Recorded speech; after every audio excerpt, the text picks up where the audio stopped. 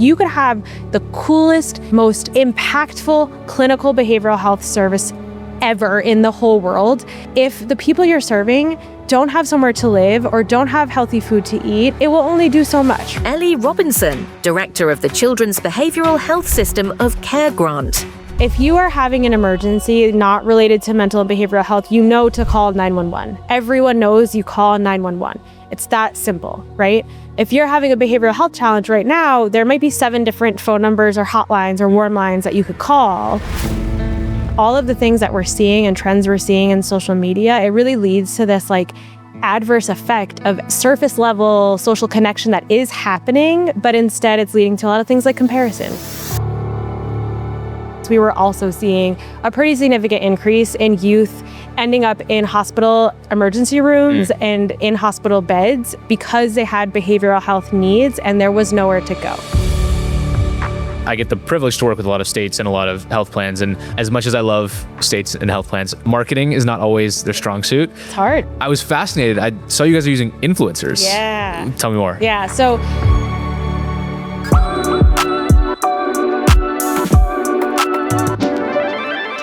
Ellie, so excited to have you here today. Thank you for making time for the conversation.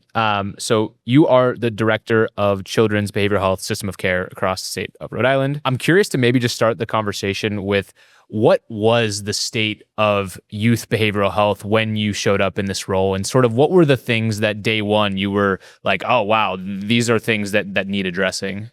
Sure. Yeah. Thank you so much for having me. I'm really excited to be here. So I started at the Executive Office of Health and Human Services in 2021. And when I first came to the office, I was sort of project managing a multitude of behavioral health related programs and services. A big part of that was youth behavioral health. At the time, a whole team of interagency folks from the state, coupled with community partners, including people with lived experience, were working on writing a system of care plan for children and youth. That included a ton of work groups from all different sort of facets of behavioral health service delivery. So data and evaluation, crisis services, all the other services that fall under the service array, family and community engagement, other sort of infrastructure related things. And so at the early stages of my job at the executive office, I was really charged with sort of finalizing the rollout of that plan and helping sort of collate everything that all of these incredible subject matter experts pulled together and making it a 100-page plan for everyone to use moving forward in all of our planning efforts. And then we went ahead and applied for a SAMHSA System of Care grant. And I became the project director of that grant. Super cool. So talk me through, before we talk about the actual plan itself, Sure. What were the insights? I assume that there was community stakeholder interviews. You guys were doing a lot of analysis of the data, it sounds like. What were the problems that you identified that you felt like a 100-page comprehensive system of care plan? What were the things you were trying to address? So the plan starts with a ton of data, right? Like essentially what you just asked, the state of children's behavioral health in Rhode Island at the time. And it really was highlighting both the increased prevalence of mental and behavioral health challenges that youth were facing and the acuity level. So sort of more severe behavioral health challenges.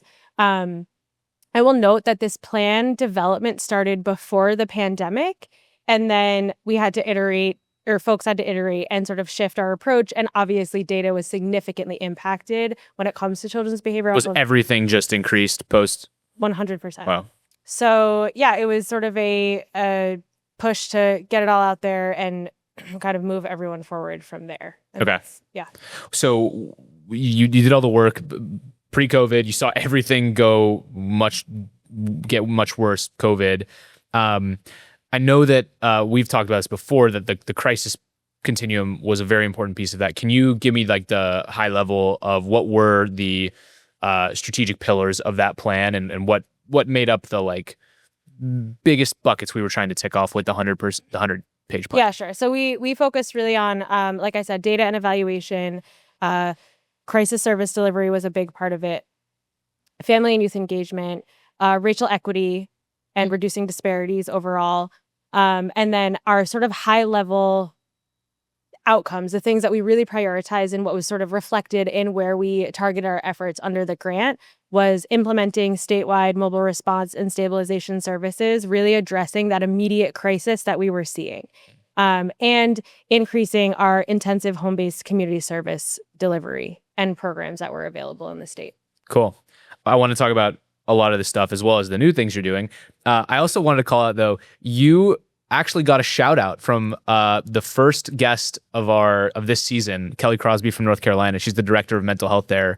And when I asked her who does she look to for advice, she called specifically out Rhode Island for your mobile crisis response. So clearly something worked there. So I want to talk a little bit about that. What was the problem that you were addressing, and like why was that such a burning part of this? And what did you do that got you the ability to get other state directors of mental health interested and excited about the plan? I'll first just say it's very refreshing to hear that, right? When you're in the thick of it, it can be overwhelming. It's a lot. There are so many moving pieces and things at play. So it's really refreshing to hear that from our friends in North Carolina. So sort of a couple of ways to answer your question. I think the first is, like I said, there was this increased need for other behavioral health services, more variety in behavioral health services that we were providing. Coupled with the increased acuity and prevalence, we were also seeing a pretty significant increase in youth ending up in hospital emergency rooms and in hospital beds because they had behavioral health needs and there was nowhere to go. So when parents and caregivers or whoever was supporting a child or youth was having a behavioral health crisis, the instinct was to go to the hospital. We didn't create this model. The Mobile Response and Stabilization Services model is federally recognized. It's part of SAMHSA's national guidelines for youth mobile crisis. And I can talk a little bit more about the model in a bit, but I think the biggest piece was like, at all costs, you do whatever you can to keep children and youth at home in their communities and safe. Right? Avoiding needing this higher level of care, avoiding what might happen if someone goes to the hospital versus what happens if they're able to safely stay home and receive proper, adequate, effective help with whatever they might be facing in their own home or community. Yeah. Which, I mean, it's not surprised that the people at North Carolina look to that and see that as valuable because that is their number one directive as well. I guess kids showing up in the ED for a mental health challenge is not a new problem. Right. So like, what do you think, other than just the increasing challenges because of COVID and before, like, were there any unique things that were causing this either culturally or societally in Rhode Island to start increasing the number of youth who are ending up in the ED? Like, is there anything that you found in the research? For better or worse, no. I think the national trends we're seeing reign true in Rhode Island, and it's kind of this ongoing trend of, all of the things that we're seeing, both like I can speak to things in my personal life, my friends who have kids, I have a stepdaughter who's in high school, like things that are all sort of connected to, social media, our phones, all of the different and extreme levels of information we have access to, everyone has access to. I think it's shifting the way people are seeing things, responding to things, coping with things. I went to a conference recently and we heard from former U.S. Surgeon General Dr. Murthy, and he talked a lot about isolation and especially the feelings of isolation that youth are experiencing. And, I think everyone's still trying to figure out exactly the impact of social media. There's obviously early understanding that it is impacting us and like what is it doing, but I think these national trends that we're seeing is really what we saw to be true in Rhode Island as well. Yeah, it's pretty hard to avoid that. Everything in 2008 started getting way worse, and the thing that was invented in 2007 and 2008 was the smartphone. And I think it's interesting to think about like how society has always shaped around the technology that it has, but this is like a very unique technology in that it hasn't appeared to do what we have claimed that it would do, which is increase social connection. It's actually, especially for young people, seem to increase isolation. I find that just like a very interesting moment of history that we'll have gotten to live through. I want to, before going back to talk about some of the other pieces, your stepdaughter, this is really interesting. What have you learned, and how has being close to someone going through being a youth in this age, how has that informed, like what have you learned about being a teen, about being a youth, about mental health today through her? I can talk about her and what I've learned from her, and also I will share. I'm a dorm parent at a high school in Rhode Awesome. Island where I went to high school. So cool. So I coached the high school girls soccer team. So you are in it. You're I'm seeing in it all right? the time. I get to see and be and essentially live with a group of 30 high school girls during the school year, while also doing the work I'm doing professionally for the state. So I think it's easy for me to choose examples, right? So one thing I'm thinking about with my stepdaughter is she just got her license, and she just turned 17 not that long ago. So she was like past the age of when she was eligible to take driver's ed and get her license. And my husband and I kept talking with each other, and like, when we were at the age that we could get our license, like I could not get to the DMV fast enough to take that course, take my test, get out on the road. I could not wait. And I was talking with a friend who also has children who both recently got their licenses, and same thing, they sort of delayed getting their license. And like no less than a week later, I saw an article that there's a national trend in teenagers delaying getting their license. And I was like, oh, so it's not just like these two kids right here, it's across the nation.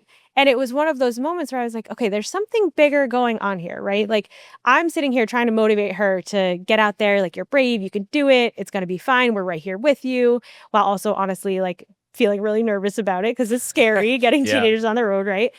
And then realizing there's something bigger at play here. So like it sort of made me take a step back and be like, okay, this isn't like an isolated thing. This isn't just her. There's something going on here. What is she experiencing? What are her peers experiencing? What's happening around her, right? What do you think it is? I think it's a combination of like, I think it's a combination of a few things, right? So when I think about overall well-being, and I'm thinking about myself and like the youth around us, right? I think about resilience. I think about stability. I think about safety. I think about confidence. All of the things that sort of like make us who we are and impact our overall well-being, right? Feeling like we belong. And I think, like you just noted, all of the things that we're seeing and trends we're seeing in social media, it really leads to this like adverse effect of actually there's so much comparison that happens as a result of this like sort of surface level social connection that is happening, but instead it's leading to a lot of things like comparison, right? And I think there's this sort of trickle down that's impacting the way that teenagers, youth are able to both understand maybe the challenges that lie ahead, their interpretation of it based on things that like they think they understand because of all of this information they have access to.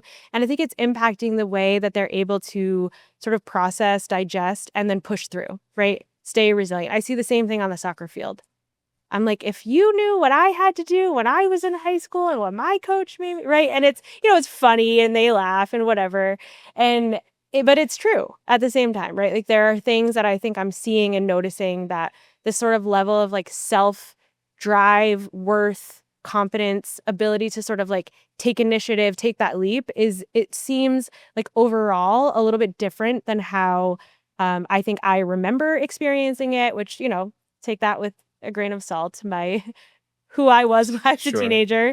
And you think that's from like the interconnectedness that they live in and the constant... I do. I learned a term last night. I was having dinner with friends and my stepdaughter and my friends' kids, and they taught me this term, brain rot. Yeah. That, I've that's not like new to me as from a language perspective, obviously, but the way that they were using it, it's like there's now a name for all of this like mindless stuff that you're constantly inundated with that draws your attention, and like groups of teenagers have these phrases that I'm like, I've absolutely no idea what you're talking about, and it's all part of this like brain rot thing, right? And I think it's really led to this sort of okay, another example, right? When we're talking about this interconnectedness that's like actually having this adverse effect of pushing people away and isolating is like my stepdaughter confided in me and shared that she like sometimes it's hard to talk to people. When she meets a new person, she doesn't know what to say or how to start the conversation.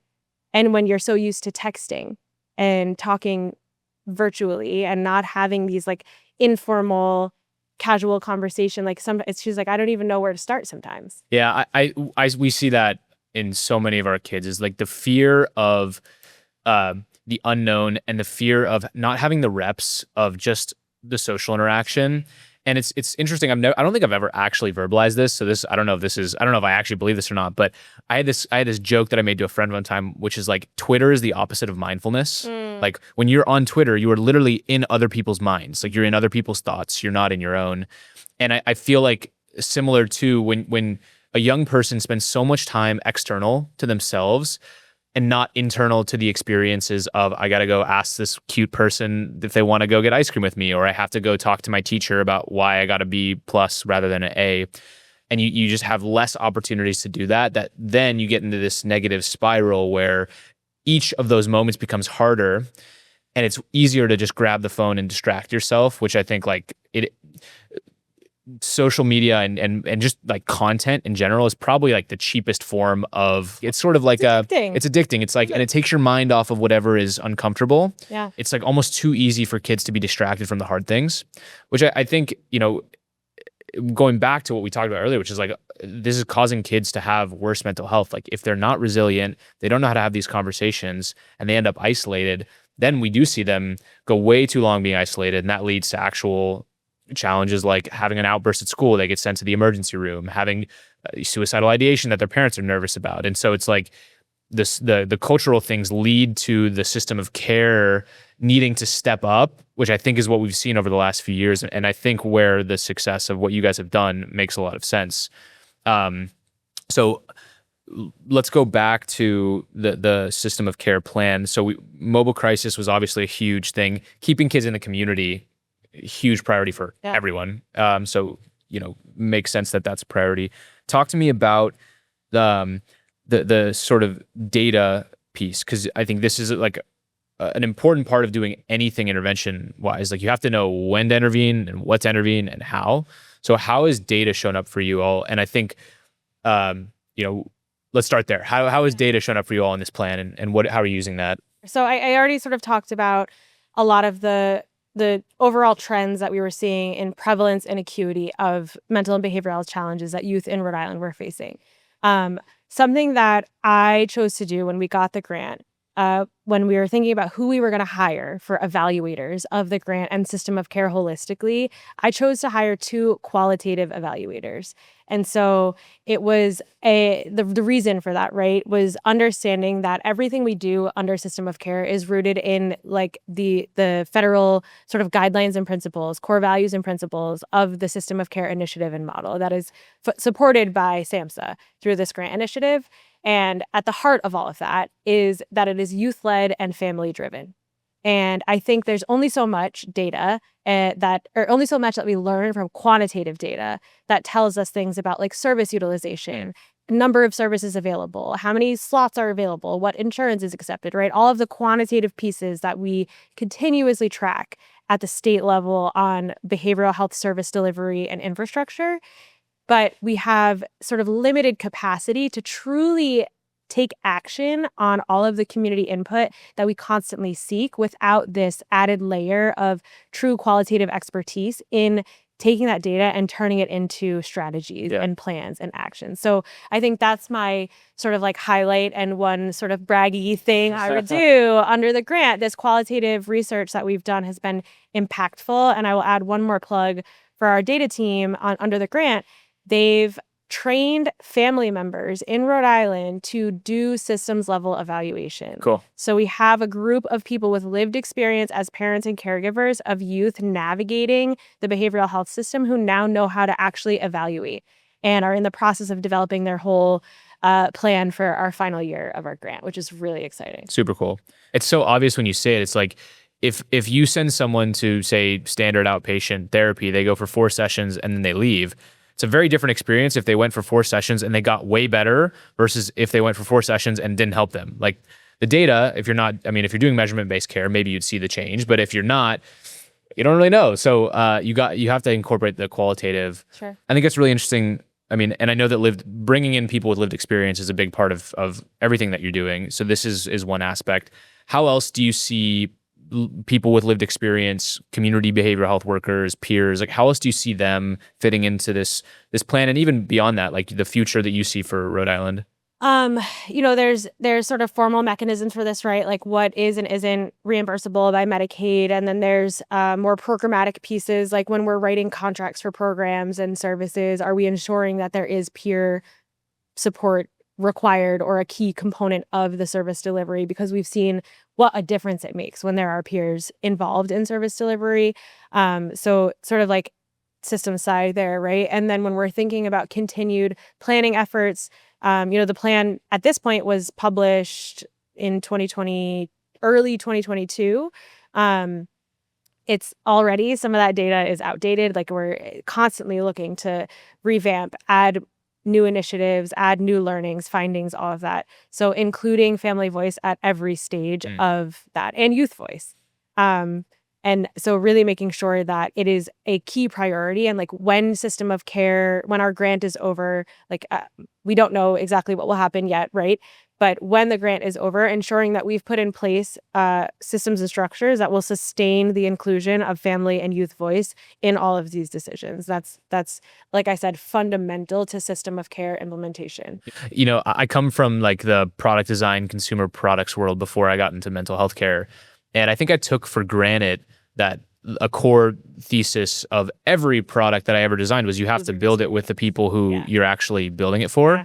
And I think I take for granted that in healthcare, it's not always that way. And understandably so, I'm not digging on it. Like when you're building a system of care, there are so many stakeholders that like it's very challenging to build for each of them. But I think if you don't have the right voices at the table, at least even a little bit, you're just going to miss things. Sure. So like I very much resonate with that. Do you have any like stories that stick out to you of family, parents, or kids that like you've talked to or that you've learned stories from that like feel like they really have impacted the way that you look at all of this work? So we have a family engagement work group under the grant that's staffed by people who are partially staffed on our grant and partially staffed at a local family engagement organization called Parent Support Network. Okay. So this group meets once a month.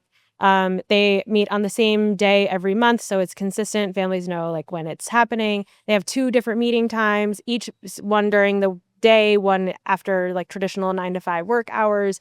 The purpose of that is to ensure that everyone who wants to come has an opportunity to come. They provide childcare, they provide transportation, they provide food not funded by our grant. And they have all kinds of things that just make it possible for families to come. And it's one of those moments, right, where this is seemingly a small detail, but constantly folks from the state understand the value in talking to people from the community. But there's a sort of message that I heard recently. Two things. The first is that we do a lot of work to prepare family members, community partners in being ready to communicate with state folks. There's not the same level of effort is put into preparing state folks to be ready to communicate with community partners and people with lived experience. And like you said, there are so many pieces at play when it comes to what goes into restructuring an entire behavioral health system or like writing a 100-page plan. There's so many different stakeholders and community partners, and the very technical pieces like funding and data collection, that kind of thing, and then the day-to-day service delivery, all of the pieces at play. And a family member that is a leader in all things system of care across the nation at this point shared that with me, right? This new perspective of like, think about how much time and effort. And she shared an experience that she was participating in a research project, and she did a ton of work with all of the people with lived experience she was working with.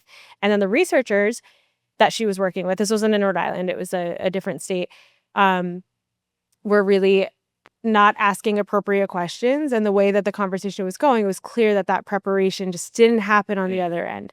And so when we're thinking about what we're doing in Rhode Island, and the reason that we contracted with a parent engagement organization, because we recognize that, right? Under this grant, we recognize we're still the state. We believe in the system of care values and principles. We're still the state.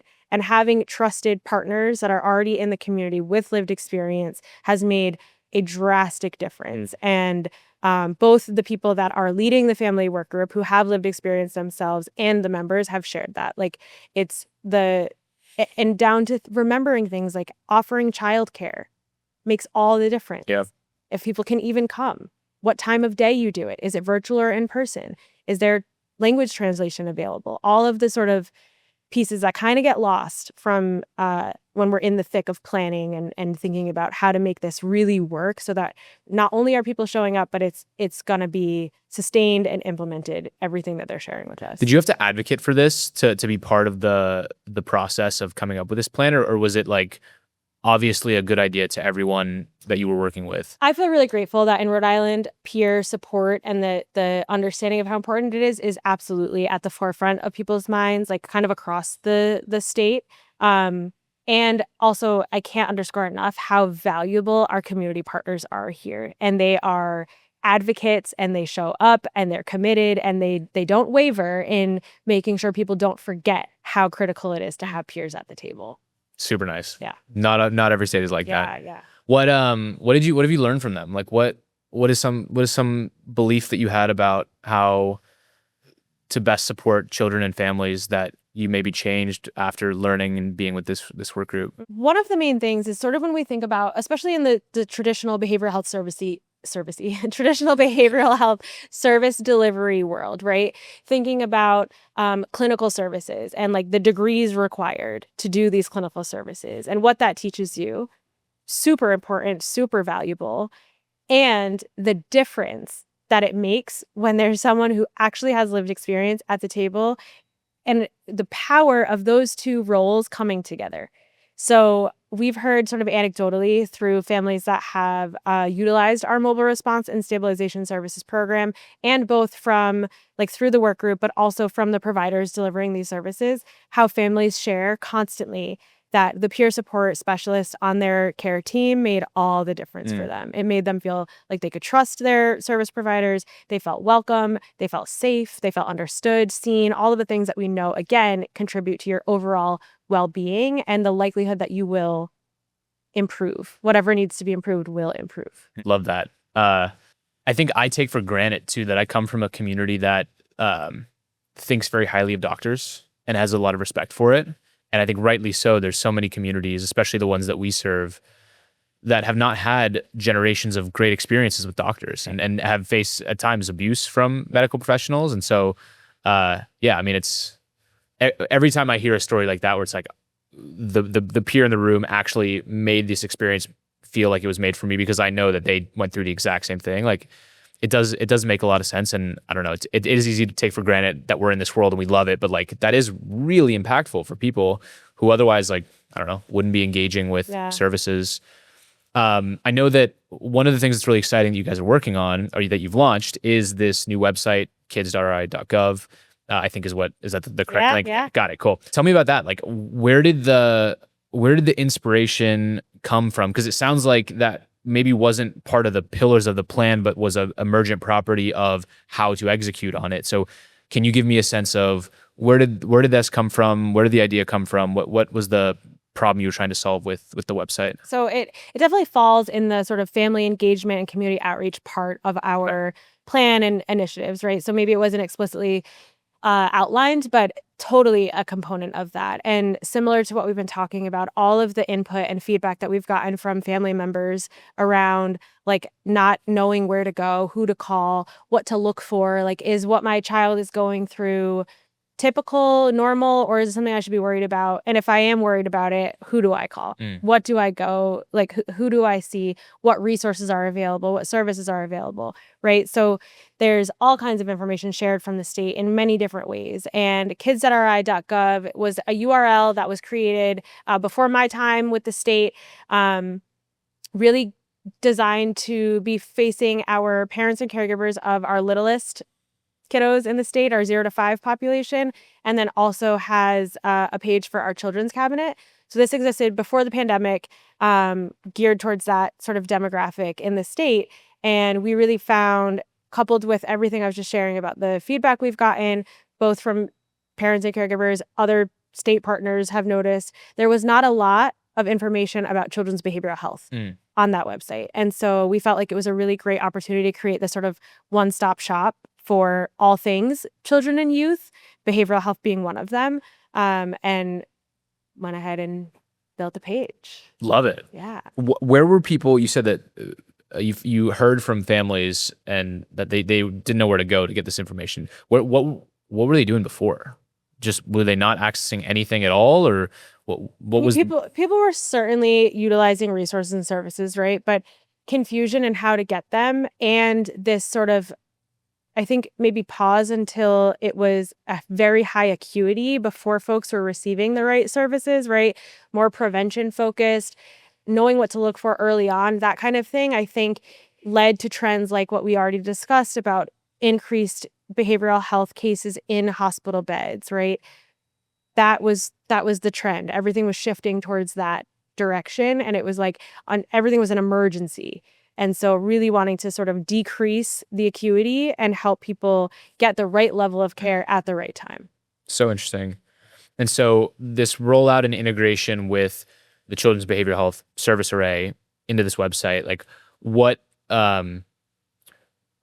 was the inspiration, and what was like the thing that you were trying to achieve with this? Like, what was it? Just make it more accessible? Did you tie a real goal like reduction in ED? Like how did you measure what you were trying to achieve with integrating this more complete set of resources for children's BH? Yeah, so we partnered with our state IT department and a local marketing firm that we procured to support our work here with content development and marketing of the site, right? So once we developed it, we needed to make sure that people actually knew it was there.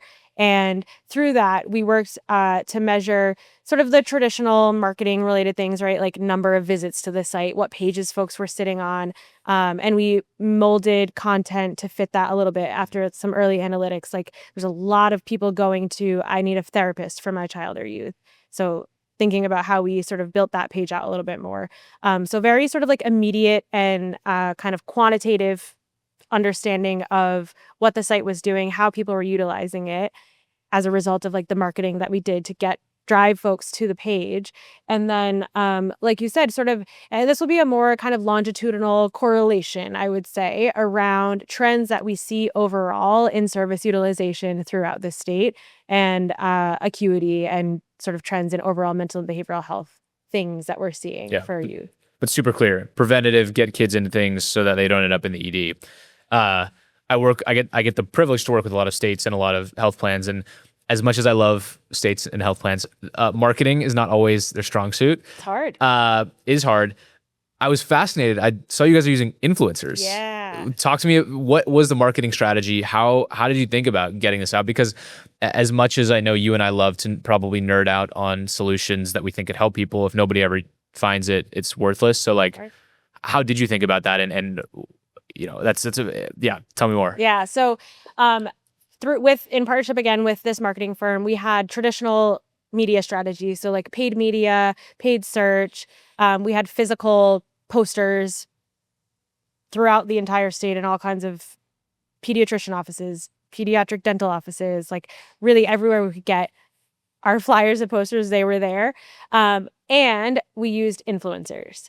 And I think this speaks again to the power of lived experience and community and feeling seen, feeling like you belong, feeling like other people around you might be experiencing something similar, right? So we actually won an award for this influencer piece of our campaign strategy, which is really exciting. And essentially what we did was work with our marketing firm to recruit local influencers. I'm putting that in quotes because I think influencer these days can mean a lot of different things. But essentially some of the sort of high level criteria was that they had to be a parent. They had a decent social media following, and were in Rhode Island, right? At the simplest level, those were the criteria. And what ended up happening was we gave some pretty like high level guidelines of what we want you to post, right? Like obviously drive people to the website, give a little bit of an overview of what it is, and then from there, like put your own sort of twist and flavor on it. And our influencers used a combination of sharing their own personal experiences, like their children and youth. Some had children and youth with behavioral and health challenges. And so they talked a little bit about that and their experience with it and how this is almost like a resource they wish they had. We had people share a lot of language around destigmatizing it. And it's like, it's okay to talk about it. Like I'm on social media posting it. I'm a mom. Like, let's talk about it. We're all going through stuff. Like make it okay, right? You're not alone. There's resources out there for you. There's resources out there for parents, making this like a normalized thing. We had one influencer who is a local football coach and trains athletes. And so his messages were really focused on physical activity and what that does for your mental and behavioral health, especially for youth development. And that also sometimes it's not enough and you might need a different type of intervention, and that's okay too. Yeah. And here's where you can go to find it. So it was a really awesome way. And again, we were able to track all the analytics of how many people drove to the website because of these campaign strategies. And like, for better or worse, Rhode Island is so small.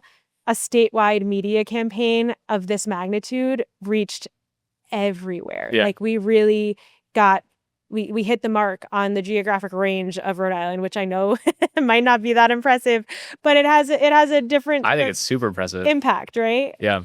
I think it's so interesting. We got really lucky in that we post a lot on TikTok for kids, and we found a content format that is essentially our product encapsulated in 90 seconds, which is very rare, and especially and a content format that people like is very rare to do that. I feel like you kind of did something similar there, which is like you're using the people in the community with the lived experience, with a broad enough set of experiences to get the word out, to make people feel like this system of care is for me. And like that feels really special. And it feels just like so obvious when you say it. Like we're not going and trying to find influencers in LA to do this. Like we're picking people in our community who are relevant, who have a following, but it's like, I'm sure the people are not talking about tens of millions of followers, right? But it's like, you're reaching the right people. Totally. How, like, is this a playbook that you are planning on running for like everything that you do going forward? Like how what did you learn from this that you think can be incorporated in the future? And maybe more broadly, like if someone else is at a different state trying to think about their rollout for something new, like how should they think about the playbook for what you could repeat in this kind of strategy? Yeah, absolutely. I think the first is the process that we took to gather all of the content for the website itself was two really key parts. The first was that we leveraged state agency staff from across the Health and Human Services Secretariat and also our Department of Ed. So we got content and subject matter experts for the folks that are doing the strategy, policy, and planning, doing the program delivery, overseeing all of the contracts, right? Like that perspective. And again, the family work group members provided feedback, insight, input on every single stage of website development. And what I can say, again, very proudly, because I think it was an incredible process, we have only received positive feedback on the website so far, and it's been up since early fall. And that's almost a year, right? I can pull that card now. There you go. And we've only received positive feedback. And I think that speaks so deeply to the power of A, having an awesome state IT department who can make this happen for you. B, funds to leverage to contract with the local marketing firm, right? That's key. And I know that that's not the easiest thing to access. So we did have that, which is like huge when it comes to being able to actually do something like this. And local people with lived experience willing and able to participate in the content development. So I would say it's really a matter of like getting the right combo of the right experts in the room and remembering that like once you hit publish, you're not done, right? There's the goal and the purpose of this website was to get something out there, and we made it as comprehensive as we humanly could at the moment, with the understanding that we would continuously iterate, add to it, get review. We're in the process right now of adding a resource directory. So now it's a lot of like who to call, what to say, tips and tricks for navigating certain things, but it does not have a resource directory. And so we're working with a different family engagement organization to develop that right now. And so, we're also working to include more specific specialized population content, right? So it doesn't end. So I would say really just like get your core team and ensure that people with lived experience are part of it, and then continue to iterate and do what you can with what you have. And something is better than nothing in this case, I would say. Yeah, I love it. I mean, the fact that you're here talking about it is you living that example of like you launched it a year ago, but you were still talking about it because the word still needs to get out. And I think about that. I mean, the reason why we do this is like, I feel like if you're doing something important in the world, you should treat everything like you're a media company, because really, like, if you're doing something important, you got to get the word out. You got to get the right people involved. You got to get just people to be built in. And going back to our conversation at the very beginning, like, this is the world that our kids live in. This is the world that their parents live in. Like, this is the world that we live in. And there's so much bad stuff out there that if you can show up with the good stuff, with the actually helpful resource directory because you're the state and you've put it together and you've spent the money to put it together, or if you're just you have the right message that actually helps kids, like you should show up a lot and often, and I think you'll be rewarded to it. And I suspect that your philosophy around how you marketed the campaign, how you're showing up now, means that it's going to be more successful just by nature of that, which I think is cool. And that's like, yes, the marketing, hiring the right marketing team to help you do it costs money. Yes, finding the influencers might cost a little bit of money, but like you showing up and writing LinkedIn posts and pubbing it and just being open with being out there on the internet, like doesn't actually cost that much.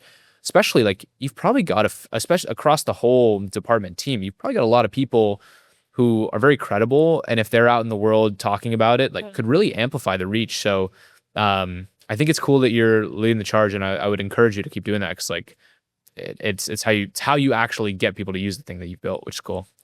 I know that, I mean, you got a lot going on in your world.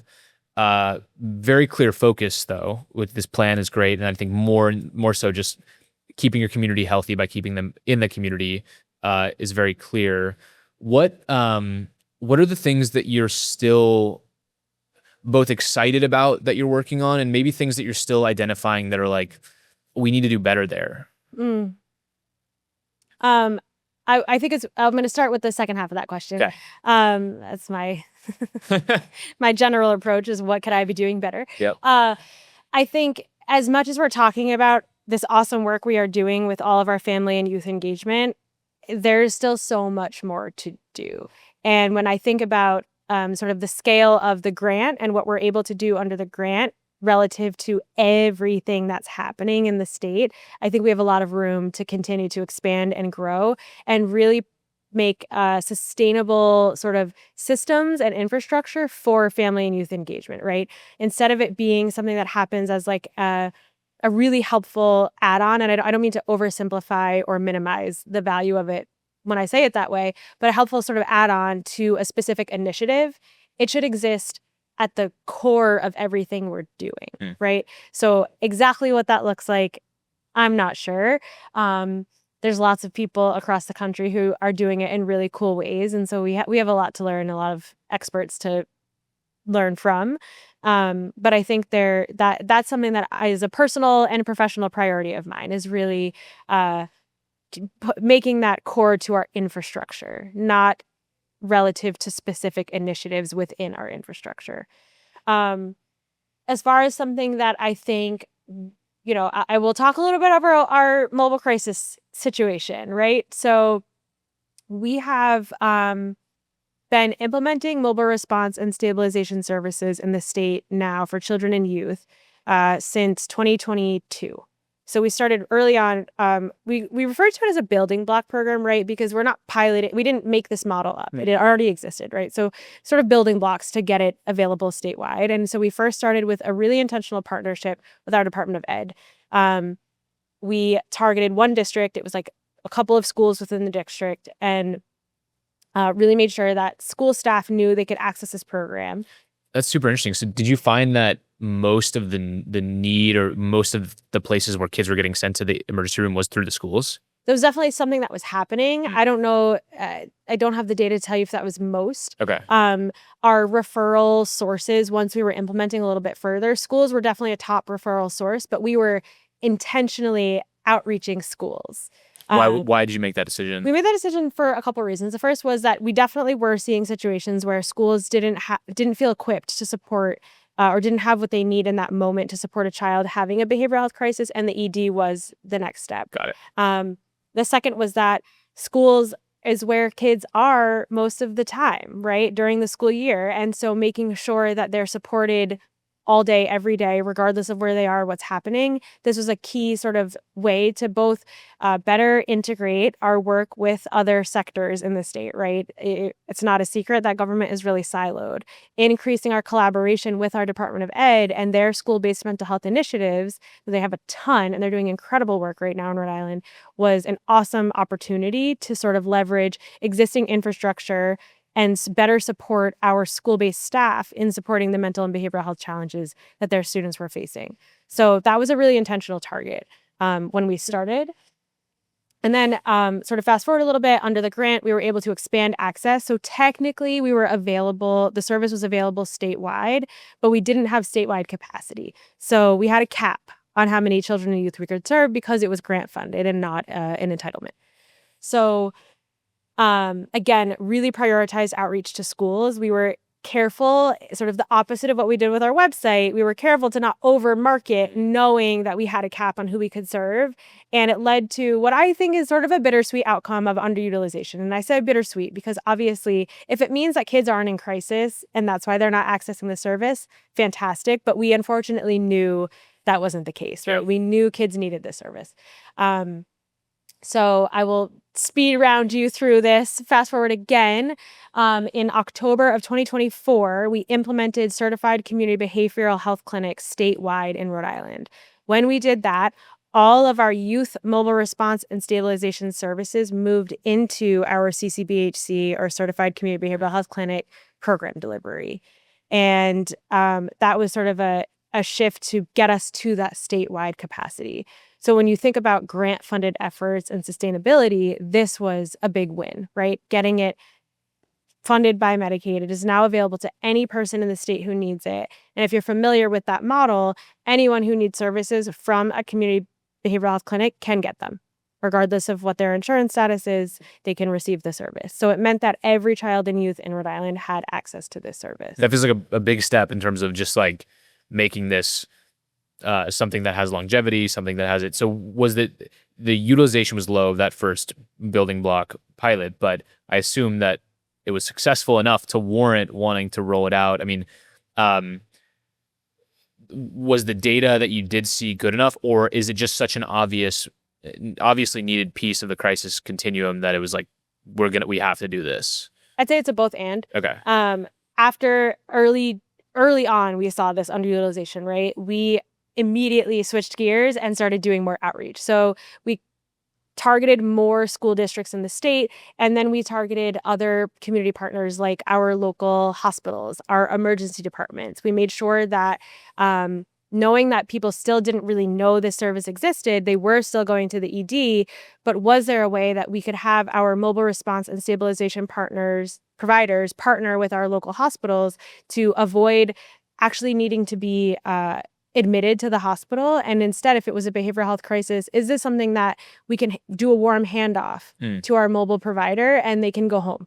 And that happened frequently. So really building those, again, cross-sector relationships and helping providers who maybe don't typically talk to each other super consistently have that rapport, build those relationships.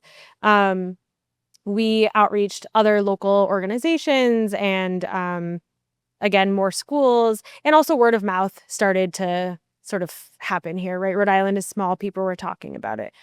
So by the end of the grant-funded portion of the program, we had served over 1,100 children and youth, and this is like just under 2 years of service delivery, and saw that approximately 90% of our all cases served under the program were stabilized in the community, meaning they did not need to go to the hospital or a higher level of care.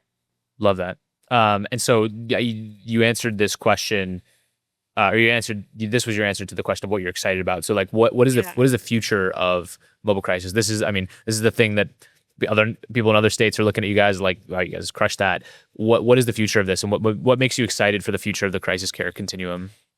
Yeah, so it's absolutely a work in progress, I will say, and kind of hot off the press. This past legislative session in Rhode Island, the Executive Office of Health and Human Services and Medicaid has been directed by the legislature to seek CMS approval to get state plan amendment authority to implement this same program, but back outside of CCBHCs. Oh, interesting. As a statewide system. Cool. So under our certified community behavioral health clinics, right, they're local to their specific community or sort of region of the state. So the service is available for everybody, but it's delivered via specific areas of the state relative to where you are or where you live. So like if you're having a crisis in Providence, but you live in North Kingstown, which or different areas of our state, it doesn't matter. Like, you could still receive that service in North Kingstown, and then you may end up getting longer term aftercare from your local provider. So sort of shifting this crisis model to being a statewide, state-sanctioned crisis delivery system for children and youth, and thinking about building out our capacity with 988. And we are in the process of implementing a dispatch software that would allow 988 to do essentially what I mean, exclusively from a service like infrastructure capacity perspective, do what 911 is able to do in when someone calls, geolocate them, should they need a mobile response for whatever is happening, geolocate them and connect them with the nearest mobile crisis provider. Got it. So thinking about the sort of, again, sustainable infrastructure required to do this type of service delivery and do it well. And that's the main benefit of having it at the state level rather than the CCBHCs. You can actually deploy the infrastructure to do that sort of thing. Whereas I'm assuming that because it's community run, it's more challenging to get that level of granularity on who needs what when. Is that why it should be at the state level? I would say that's part of it. I think the other part really is like simplifying how to access the service, right? So if you are having an emergency not related to mental and behavioral health, you know to call 911. Everyone knows you call 911. It's that simple, right? If you need help, you can call 911. If you're having a behavioral health challenge right now, there might be 7 different phone numbers or hotlines or warm lines that you could call. Not totally sure what you'll get depending on who you call, right? That was a lot of information that we heard from parents and caregivers is like, I don't actually know exactly when to call who. And even sometimes providers aren't totally sure where to refer or when to refer to what service exactly. So a lot of work that happened in our mobile response and stabilization services providers did a fantastic job of educating community partners like law enforcement, like schools, like other community organizations, other behavioral health providers on what exactly the service is. And part of their phone number for a while and today still is used for people to call and just inquire about the service. Yeah. Or sort of like workshop, hey, I'm experiencing this. Is this the right service for me? Yeah. Yeah, and as soon as you say it, like it's so obviously should be the case where 988 is able to dispatch any mobile crisis team anywhere in the state, and to be able to do the appropriate triage, right? Because like that is the goal of all this, and I guess you take for granted that if you don't have an integrated mobile crisis system, it makes it much harder to do that. So super interesting, very bought in. I hope that gets passed and you guys can do that because that's very exciting. This is not like a formal thing that I do for every interview, but since you got a shout out from the team in North Carolina, I want to know, who do you want to give a shout out to and what states do you look on for inspiration in terms of what they're doing really well? So I have a question. Can I have 2 shout outs? You can have as many shout outs as you want. So first, I want to shout out my system of care peers in Kentucky. I work really closely with them. So through the system of care grant, we get TA from an incredible provider that a big part of what they do is help all of the system of care grantees connect with each other. And we know, again, it's peer learning and peer support at this level too, right? It is wildly supportive and helpful. And so I have regular meetings with my folks in Kentucky and they have taught me a ton. It's really interesting, right? It's hard to find, there's really no other system of care model that's implemented the way that we do it in Rhode Island because of our size. So Kentucky is also a statewide system of care. Their grant is one of the other few statewide system of care grants. And still they have regional levels and jurisdiction. So it's a little bit different in exactly how we're delivering.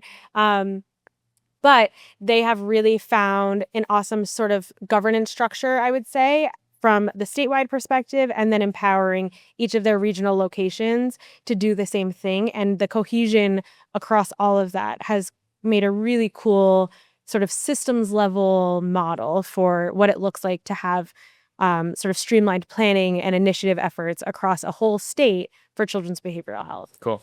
So shout out to all of the Kentucky. Shout out Kentucky. You guys are doing great. Great work. And then I want to shout out Fredla, which is a the Family Run Executive Director Leadership Association. I believe I got that acronym right. Pat Hunt is the head of that.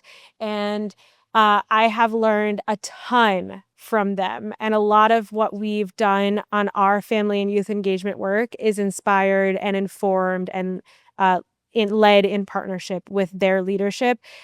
These are like the system of care champions that have been around, the parents and caregivers who were leading this charge like way before my time and are still doing it and are still here and are now passing on all of their knowledge and doing trainings. Like they came to Rhode Island and helped deliver the family-led evaluation training in the fall. And we're doing a lot of really cool work with them on the research front and what all of that kind of looks like. And I really can't underscore enough how what a difference their guidance and leadership has made in our ability to do family engagement well. Love that. Did you have to seek out those? It sounds like the Kentucky connection was well sought, but how did you get connected to the Fridla folks? Same thing. They're all super connected. They are sort of like the history of system of care lies with them, right? They are it. So once you go to a couple grantee meetings and learn more about how system of care even came to be, Fredla is there. And cool. Those are your people. Yeah. Love it. Yeah. All right. My last question, and I asked this to everyone. If you could snap your fingers and change anything about children or youth behavioral health today, what would you snap your fingers and do? I feel like I would clap, do a jumping jack and a cartwheel to make this happen. So, I keep going back to this idea of well-being, right? And what impacts our well-being. And if I could snap my fingers, I will stick with your snap. If I could snap my fingers and change anything, it would be the way that all of the pieces of sort of government and systems, I will just say systems in general, interface with each other and decrease the silos as much as humanly possible. Because I think what's happening is we're talking about things in isolation and we're missing the mark on all of the interconnectedness, all of the sort of pieces at play, like social determinants of health and health-related social needs, all of the things that have such significant impact. Like you could have the coolest, most impactful clinical behavioral health service ever in the whole world. If the people you're serving don't have somewhere to live or don't have healthy food to eat or a safe place to talk about something they're going through, it will only do so much, right? And thinking about how we can better work together across systems and with partners and who we're leveraging and who we're valuing as partners to shift sort of our overall understanding of well-being from a more holistic perspective. Love it. Totally bought in. Ellie, thank you for your work. Thank you for the time. You guys are crushing it. I hope if anyone is out there listening and they like what Ellie and team are doing, what would be the best way for people to reach out or engage with you? So you can find me on LinkedIn. I'm Ellie Robinson. Go to our website, check out our work, kids.ri.gov. And yeah, I'm happy to chat all the time. Cool. Awesome. Thanks, Ellie. Thank you.